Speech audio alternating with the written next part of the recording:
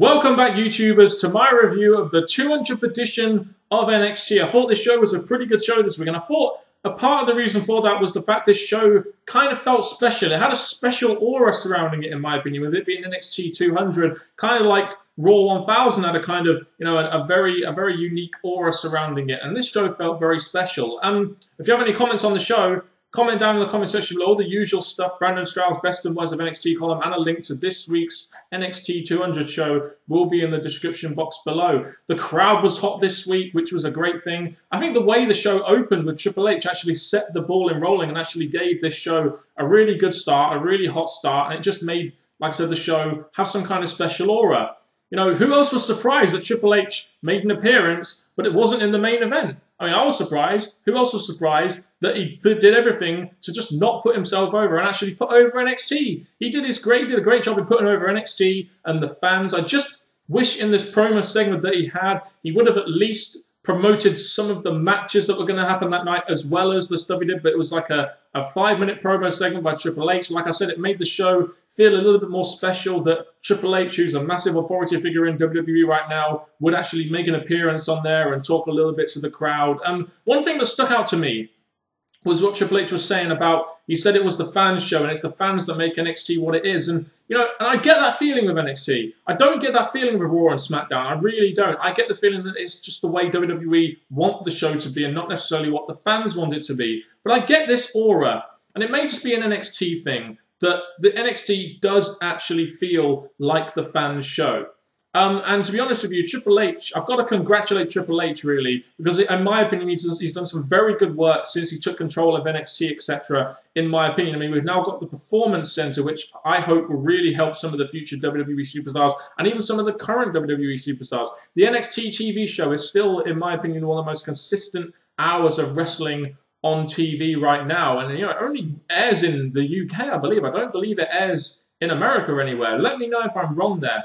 But some very good work done by Triple H. It kind of reminds me of when Vince McMahon started the Raw 1000. It was only convenient that Triple H will start this off, but he has done some very good work with NXT. And it's a good thing that he's done some good work in NXT, especially if he's going to take over the company. Maybe it's a sign of the future, what he's doing with NXT. Maybe he'll be doing with Raw and SmackDown when he takes full control. I don't know. I'm just putting it out there. But this got the show off to a hot start and really set the poetry in motion and set the ball rolling and what was going to come later.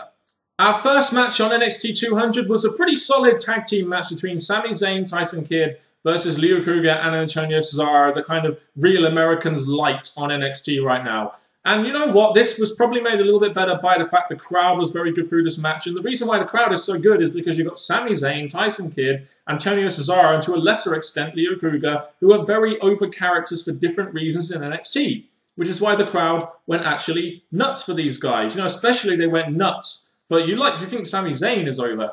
They went absolutely nuts for Cesaro, and it really does make you think that WWE are maybe missing a beat with Cesaro right now. It's like, down the line, could they turn Cesaro babyface with the Cesaro swing? And, the We the People thing is getting quite over with it in his tag team with Jack Swagger. So it kind of makes you think, are WWE missing a beat here with Cesaro? Could he get over as a babyface? I mean, he's very over as a babyface in the NXT arena. Would that translate to mainstream audiences? We don't know.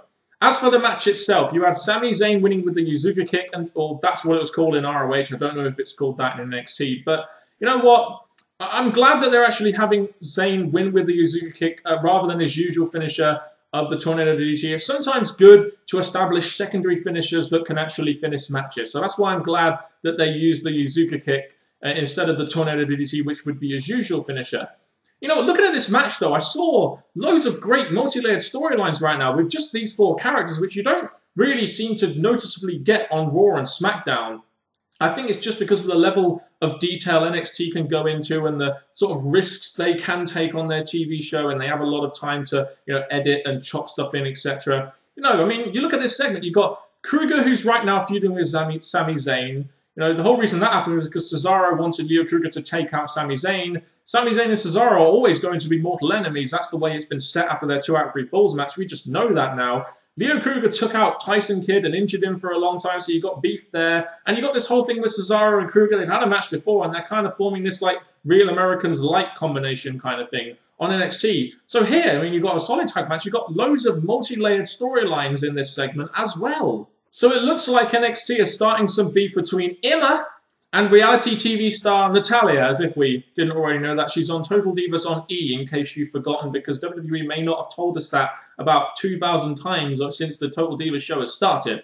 Anyway, this segment, this is a weird segment. It was just one of those segments where you kind of like watch it and you're like, you know, you just sort of laugh and you go, what? I mean, this whole thing was like, you know, Emma was going on about Natalya for a reality TV, and she's too, like, she doesn't care about the NXT right now. And you had Natalya going on about silly dancing and everything. And this looks like it's going to be like Emma's #1 contendership match. She beats Natalya somewhere down the line, then she'll get the shot at Paige. And that's kind of going to be like, you know, establishing her as the #1 contender kind of match, even though apparently, according to the commentators, she already is. But this match will probably take place next week or maybe the week after, I don't know. But again, at least it's some simple setup to a match which will lead to somewhere down the line, which is going to be Paige versus Emma at some point. And that leads me on to the next segment, Sasha Banks versus Paige.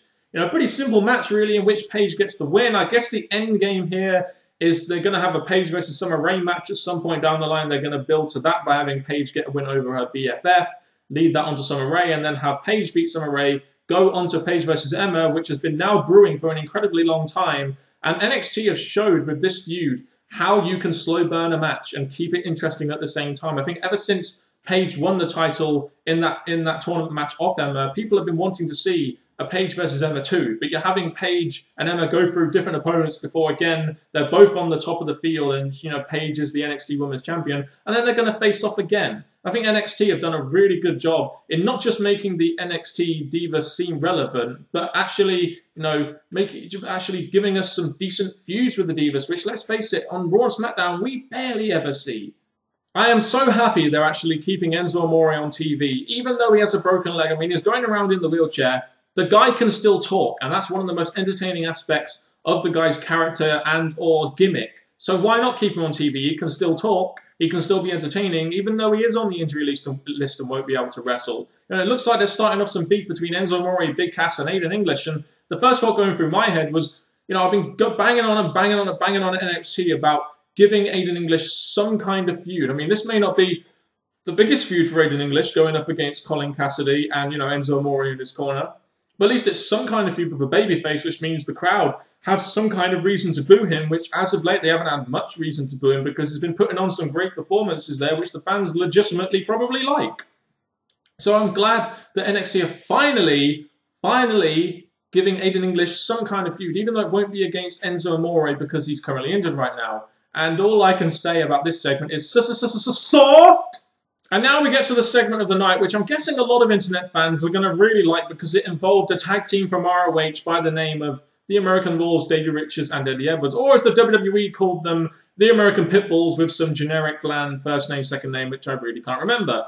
And you know what? I get it. You know, you're ROH fans, you want to see your guys on NXT, I get it. You're fans of the American Wolves, fine, good. I'm not. I just don't see great talent. I see great in-ring talent, but I don't really see much else with Davey Richards and Eddie Edwards, and I really don't think they'd be a good fit in the WWE. But on the flip side, I can understand if WWE would want to sign them, because right now NXT's tag team division is incredibly bare, and at least Davey Richards and Eddie Edwards are actually talented in some way and can provide some kind of, you know, tag team for the, you know, to the Ascension or whoever to feud with. So I can understand if WWE actually do want to sign these guys up. I could understand it, even though I'm not really fans of them. I don't think they're a great fit in WWE, and I don't think they have any personality or anything, and giving them a gimmick is going to be really hard, in my opinion, other than generic high-flying tag team that does high spots every now and then.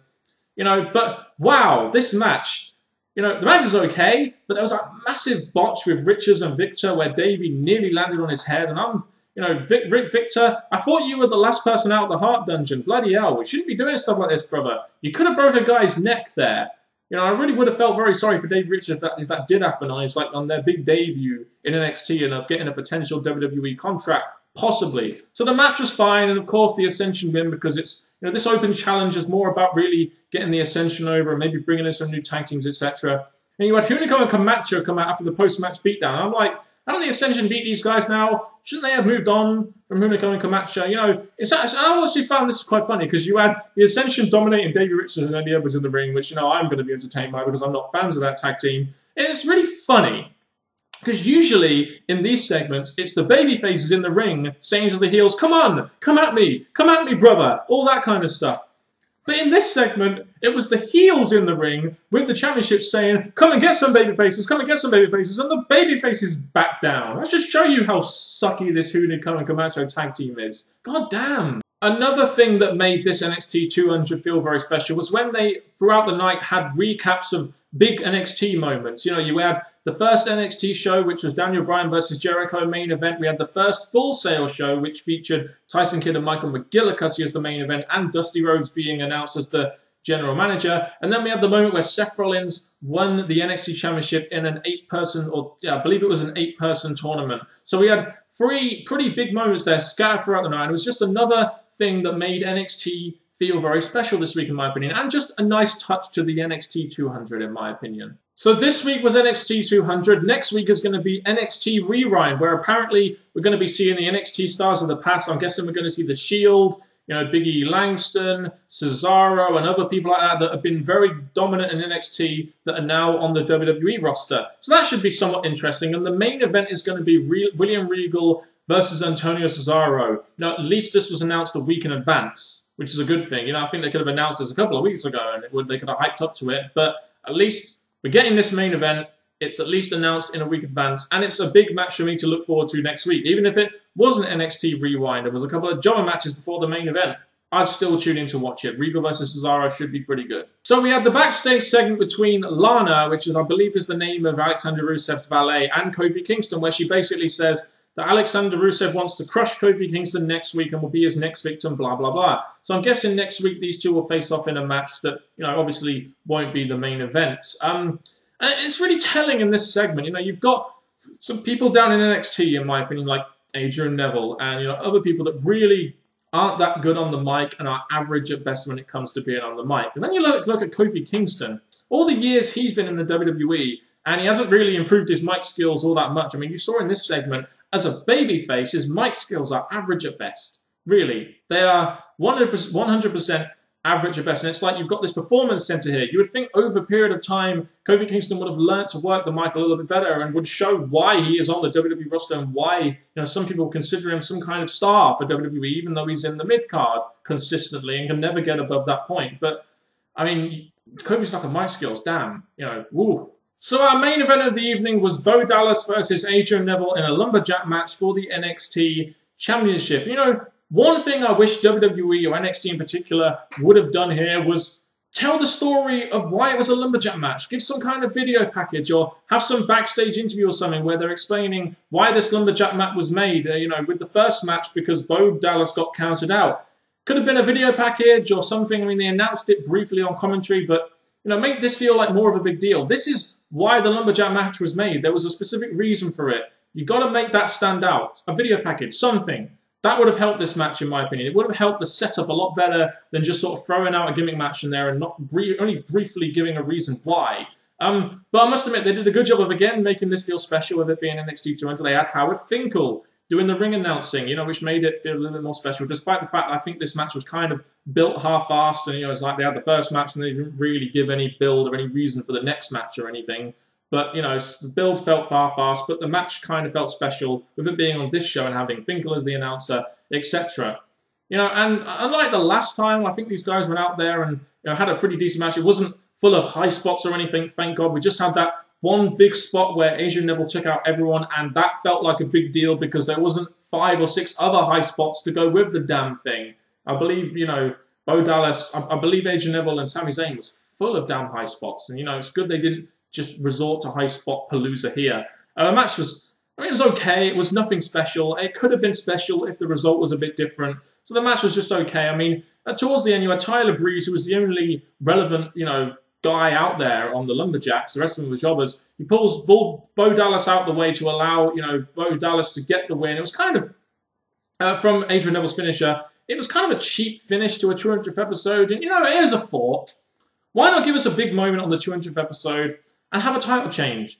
You know, why not just have Adrian Neville win the title from Bo Dallas? He can win it back down the line if he must. You can have him face Sami Zayn or something. I don't know. I just felt this match and this show would have come off a lot better if we had a big title change on the 200th episode. in my opinion. But I guess the silver lining here is that they've now given Tyler Breeze a relevant feud. I mean, since he's come in, he's had a feud with CJ Parker and not many others, and, you know, maybe Cassius Ohno at best. But it's a relevant feud now for Tyler Breeze with an over babyface, so that, again, much like Aiden English, the crowd are going to actually have a reason to boo Tyler Breeze now because Asian is over as a babyface. And I'm guessing this frees up Bo Dallas to actually face Sami Zayn down the line and possibly lose the belt. So I guess to this there is a silver lining to it. You know, even though it didn't really feel like a special match because it didn't have that special finish, it was kind of cheap. At least down the line, we're going to be getting, hopefully, that special title change where Sami Zayn finally gets the belt from Bo Dallas. I'm not going to spend too long talking about my overall thoughts on this because you should know by now, simply by the way I've talked about the show and the way I've been doing this review, I actually quite liked the show. I didn't think it was like the best #1 NXT show, but I still thought it was a damn good show, which, you know, kept my interest throughout, and it felt very special with it being NXT200 and had that special aura about it. I want to take this time out now just to reflect on, you know, my watching of NXT and before that FCW. You know, as soon as I started watching the new format of NXT, I never watched the old format. I really didn't know too much about it or really watch it. It didn't really appeal to me, in my opinion. But when NXT took over FCW as the developmental system and they had it at Full Sail University and they made it feel a bit different, when I first watched it, I immediately was into it because, you know, it was an hour-long TV show. It was in a small setting. It had new superstars that, you know, I'd never really seen before, that mainstream fans had never seen before. And I guess one of my favorite aspects of the wrestling industry is I like seeing budding and developing stars. And I've seen people like Damian Sandow when he was on FCW. I've seen people like Antonio Cesaro, the Wyatt family, The Shield, you know, people like that. I've seen people like that, Biggie Langston, developing into people that can actually, you know, do a job on the WWE roster in the big time, so to speak, on Raw and to a lesser degree SmackDown. So I've really enjoyed watching NXT. I can't stress to you how much I enjoy NXT, and I can't express to you enough how much of a passion I have for watching NXT. I may have lost my passion for watching Raw, SmackDown, and TNA, but it's going to be very hard for me to lose my passion for NXT because I have a personal connection to it. It feels like it's my baby. I mean, not many other people on here talk about NXT. I don't believe anyone else has reviewed every single edition since the new series has started of NXT. So I feel a personal attachment to it. So if you're wondering sometimes why I mark out so much for NXT, it's because I have a personal attachment to the show. Kind of like I'm guessing a lot of you maybe have a personal attachment to ROH or PWG or, you know, other such promotions, stuff like that. No, I know how it feels. You know, so it's a personal connection which drives me to keep doing these reviews and be, you know, as positive and, you know, as open-minded about it as I can. So thank you very much for watching this week's edition, or review, sorry, of NXT. Plenty more to come. Thank you very much for watching once again. Goodbye.